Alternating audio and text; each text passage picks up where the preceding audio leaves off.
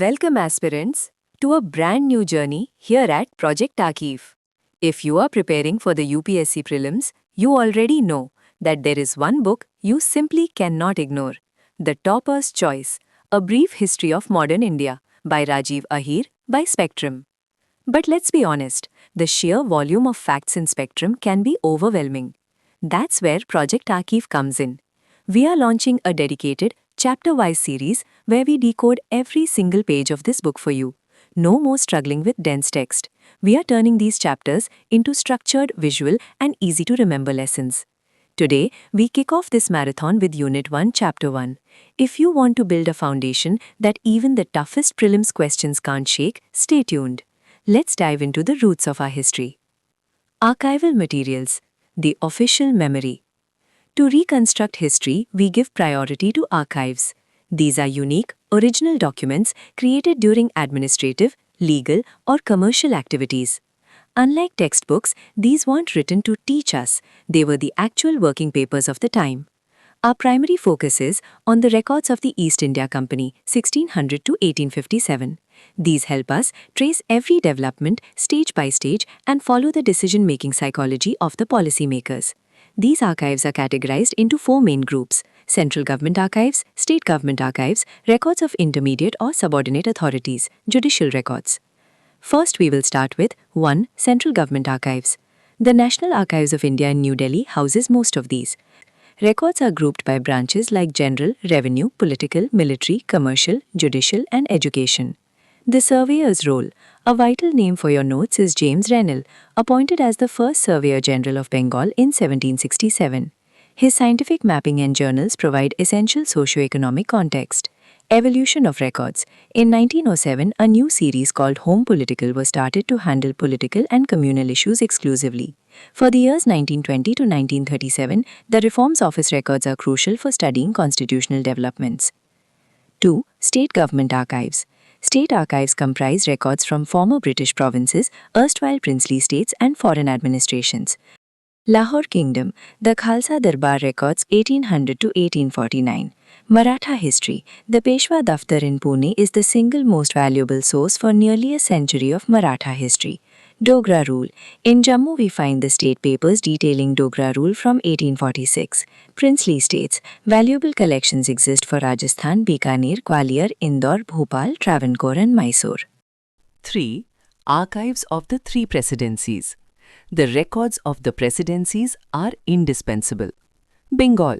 While early records of Fort William were lost in the 1756 sack of Calcutta, the post-Plassey series is mostly complete. Madras. Records from 1670 onwards detail the rise of the EIC and the Anglo-French struggle. Bombay.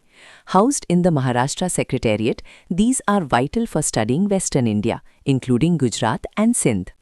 4. Other European powers, judicial and private records. We also look beyond the British. European archives. We have Portuguese records in Goa 1700 to 1900, Dutch records of Cochin, Malabar in the Madras office, and French records of Pondicherry, now in Paris. Judicial records. The earliest are from the Mayor's Court at Fort St. George, 1689. Later records from the Calcutta High Court and the Supreme Court of Bengal, 1774 to 1861, are key for genealogical and social research. Published and private. These include parliamentary papers and the private papers of eminent leaders of the Indian National Congress. Foreign repositories. Don't forget the India Office records in London and archives in Paris and Pakistan. Literary sources, the people's voice. While archives give the official view, literary sources give us the pulse of the people. 1. Biographies and travel records. Bishop Heber's journal and the accounts of Abbe Dubois are essential for understanding 18th century Hindu manners and customs. 2. The powerful press, newspapers and journals. The press was a massive catalyst for change. The pioneers. In 1776, William Bolles exposed EIC malpractices. Then, in 1780, James Augustus Hickey published India's first newspaper, the Bengal Gazette. Nationalist Press India. Note these key publications and their editors: The Hindu, G. Subramanya Iyer; Kesari Marathi and Maharatha English, B.G. Tilak; Bengali, Surendra Nath Banerjee; Amrita Bazar Patrika, Shishir Kumar Ghosh; Sudharak Gopal Ganesh Agarkar. The Indian Mirror N.N. Sen. The Voice of India Dadabhai Nauroji. The Advocate G.P. Verma. Revolutionary Press Abroad. The Indian Sociologist London Shyamji Krishna Verma. Bande Matram Paris Madam Kama. The Talwar Berlin Virendranath Chattopadhyay. Gadar San Francisco Lala Hardayal. 3. Creative works and paintings. History is also preserved in art and stories. Literature. Bankim Chandra Chatterjee's Anand Math gave us Vande Matram and depicted the Sannyasi revolt of 1760. Other works include Hind Ave Britannia by Ichharam Suryaram Desai and Balia Sakhi by Vaikom Muhammad Bashir. Oral evidence. This allows us to broaden our search beyond written standards. Paintings. Company paintings, Patna Kalam, depicted common everyday life. Historical art, works like Relief of Lucknow, Bakar, and the Memoriam, Patton, captured the 1857 revolt. Nationalist art. The 19th century saw masters like Raja Ravi Verma and the Bengal school led by Abanindranath Tagore, who used art to reclaim Indian identity. This chapter sets the stage. It tells us that history isn't just what happened, but what we can prove happened. Now, we will be moving to how these records are interpreted. This completes our deep dive into the sources of modern Indian history.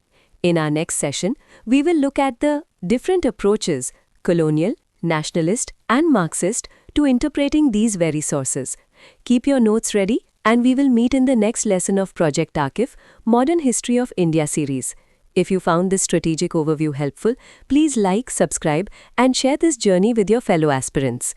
If you have any questions regarding what we have discussed, drop a comment below. I will be personally addressing your doubts to ensure your conceptual clarity is absolute. Regarding structured notes and comprehensive study material, stay tuned as I will be sharing exciting updates on how to access them in our upcoming videos. Finally, as a thank you for joining Project Akif at the very beginning, there will be a special reward for our early subscribers to aid in your UPSC preparation.